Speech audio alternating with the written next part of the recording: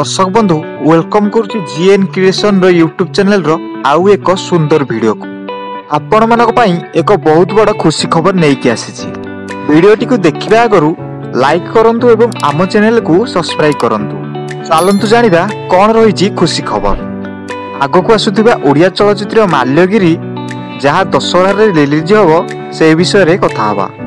दर्शक बंधु आपण माने कहउछंती जे माल्यगिरी चलचित्र पुष्पा चलचित्र रो कॉपी बोली, हेले मु कहि देबाकू चाहूची जे माल्यगिरी चलचित्रटी केउ फिल्म रो कॉपी नुहा बोली। एहा एक ओरिजिनल स्क्रिप्ट उपरे निर्माण करा जायछि।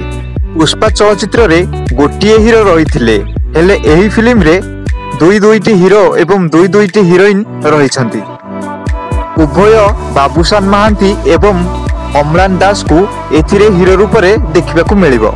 एहा कौनसी चलचित्र रो कॉपी नुहे, एहा दुर्गा पूजार एक मसला भरा एक्शन फिल्म। एहार टीजर मध्य आसी जाइछि। जेउ माने देखि नाहंती सेही माने जाइकी अमर म्यूजिक यूट्यूब चैनल रु देखि परिबे। ट्रेलर रिलीज रो अपडेट सर्वप्रथमे पाइया पई सब्सक्राइब करंतु आम यूट्यूब चैनल जीएन क्रिएशन को।